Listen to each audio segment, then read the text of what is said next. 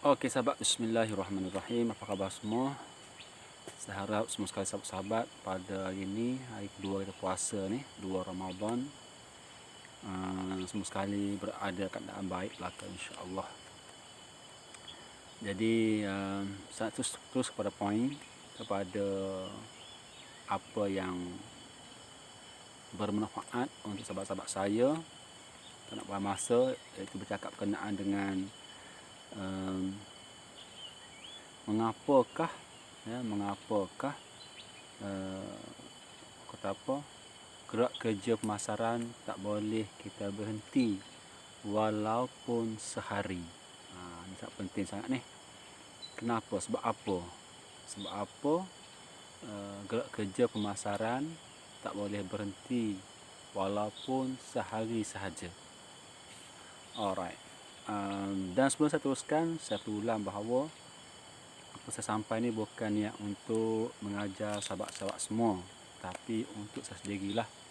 Sentiasa lakukan ulang kaji dan ulang kaji, meneliti semua sekali secara beransur-ansur lah kepada semua nota-nota ataupun info-info ataupun poin-poin ataupun apa lagi ya, sesuatu yang berkaitan dengan pemasaran lah, yang saya dapat daripada, yang saya belajar daripada guru saya, mentor saya.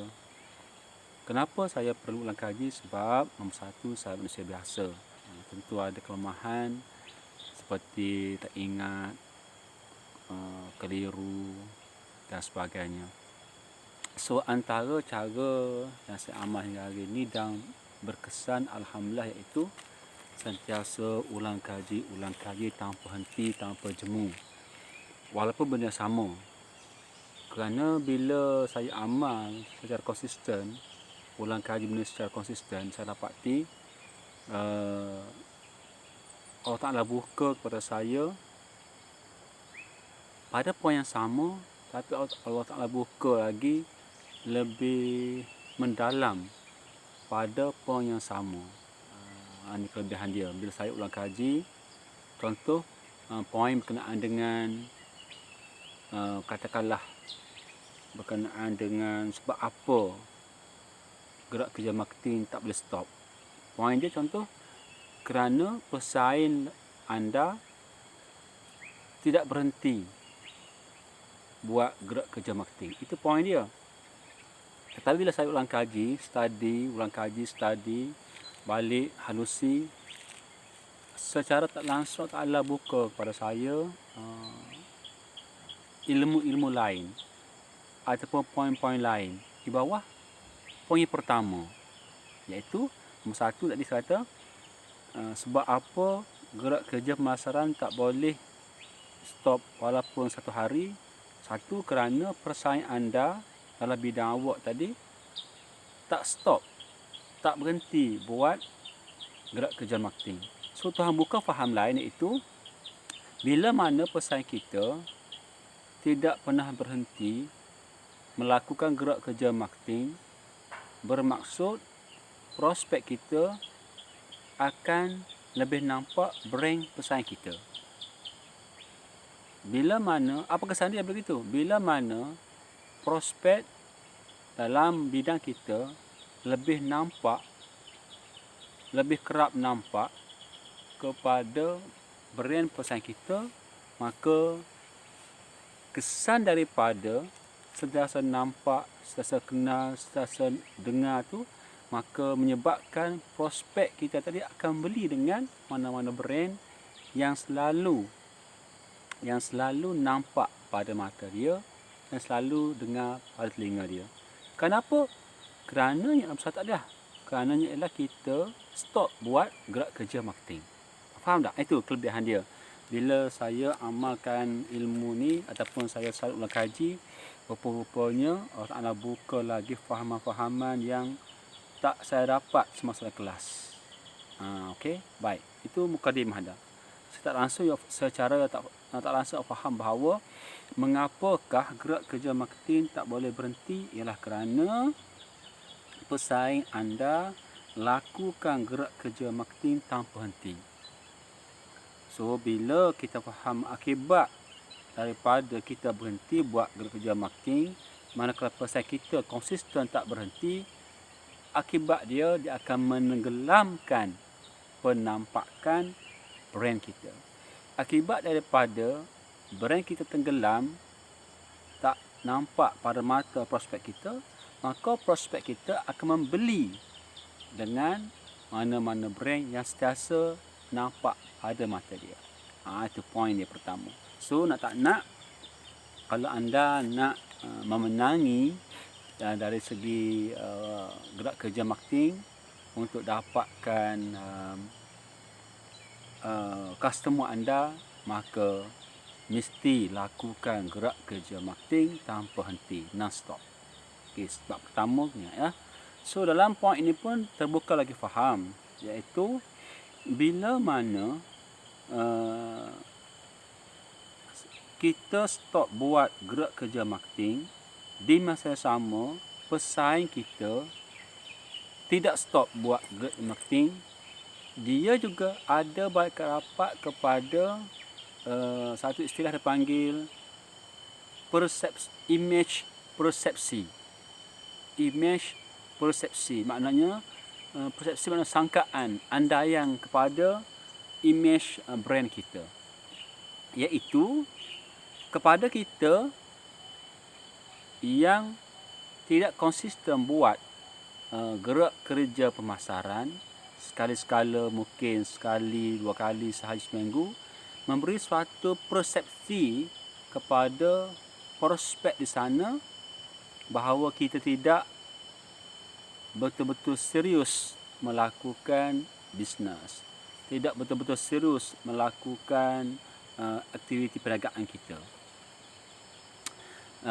Dan yang keduanya, pada persepsi prospek kita, berkemungkinan dia menganggap kita punya brand ada masalah.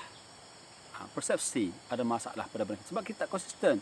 Masalah dari segi apa? Mungkin dari segi brand baru, mungkin dari segi tidak ada sistem berterabur, menyebabkan kita pada persepsi dia tak konsisten buat abilis sebab kita tidak ada kemampuan sistem berterabur. Yang ketiga, mungkin dari segi persepsi image, dia orang menganggap kita bahawa kita tidak ada satu pengurusan yang mantap. Sebab lumrahnya pada ada orang, bila kita buat marketing sekali-sekala muncul, tentu dia beranggapan bahawa pengurusan kita ada masalah. So bila dia orang membuat andaian persepsi macam ni, menganggap pengurusan kita berterabur, tidak sistematik dan sebagainya, ini menyebabkan apa? Menyebabkan dia orang tidak yakin dengan image brand kita. Akibat nombor 2, kita tidak melakukan gerak kerja marketing secara konsisten. Ini poin nombor 1 baru ni. Poin nombor 1 baru ni. So pecahan-pecahan di bawah poin nombor 1 ini cukup banyak. Dan ini saya dapat hasil daripada bila saya buat kajian. Ulang kaji. So sahabat-sahabat yang di luar sana, kalau sekiranya sahabat-sahabat tidak melakukan gerak kerja masyarakat konsisten, inilah akibatnya. Menyebabkan persepsi image kita pada mata prospek tidak bagus, tidak baik. So bila dia orang menganggap tak bagus, tak baik, di masa sama menyebabkan dia orang tak confident dengan brand kita. Bila tak confident dengan brand kita, maka tentulah mana-mana orang sekalipun, prospek pun tak akan gembira, tidak akan suka, tidak akan membeli dengan mana-mana brand yang pada persepsi dia orang bahawa kita tidak mantap dari segi pengurusan dan sebagainya. Itu kepentingan dia. Kenapa saya kata tadi, nombor 1, jangan sekali-kali kita berhenti melakukan gerak kerja pemasaran. Sebab saya perlu ulang, iaitu pemasaran adalah untuk menarik perhatian orang. Marketing is to attract people attention. Kalau sekiranya kita gagal menarik ataupun memindah perhatian prospek kita selama ni kepada brand lain, kita gagal, maka mana mungkin dia orang tertarik untuk memindahkan perhatian dia orang kepada mungkin jenama tu dah lekat lama minda dia, dah setia dengan brand tu. So bukan senang untuk menarik perhatian dia orang kepada brand kita. So tentulah inilah yang katakan bahawa nak buktikan bahawa boleh tahu payah untuk pindahkan perhatian orang kepada kita, pada brand kita. That's why gerak kerja pemasaran tidak boleh stop walaupun sehari sekalipun. So berkenaan dengan kemampuan untuk lakukan supaya boleh konsisten buat pemasaran, nak tak nak sahabat-sahabat semua perlu ada tim, perlu ada pasukan, tak boleh seorang diri. Anda kena pegang benda ni. Kalau sekiranya walaupun awak yakin boleh buat dengan seorang diri, percayalah dia tak boleh pergi jauh. Ya. Muiz Mukris. Oh, hebat nama. Assalamualaikum. Muiz Mukris. Apa khabar, sihat ke? Muiz Mukris. Baik Muiz ya. Buat bisnes apa ya, Muiz? Boleh komen tak? Awak buat bisnes apa? Atau bahasa mudahnya, kalau dalam konteks antara banyak-banyak platform yang Muiz guna, tentulah Facebook. Mungkin start asli lah. Muiz gunakan akaun Facebook untuk apa? Sila. Waktu riadah habis kan. Nak balik lah? Masuk tak? Okey, jelah. So, kita sambung semula soalan lain. Poin pertama harap you pegang semua, iaitu jikalau anda stop buat gerak pemasaran, menyebabkan brand anda akan terkebawah, tenggelam oleh pesaing anda yang aktif buat marketing. So that's why ini poin nombor 1 baru ya. Kita jumpa next Able Live. So salah kat anda, salah dalam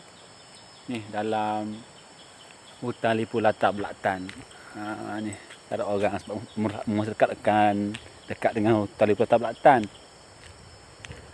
Memang sunyi, ada orang berpuasa ni. Okey, boleh puasa tak ada orang. So saya mari sebab apa nak dapatkan line yang internet lah. Sini line internet okey sikit lah. Kalau pakai line, pakai SIM card Maxis laju. Alright, terima kasih, jumpa. Bismillah, insyaAllah. Assalamualaikum.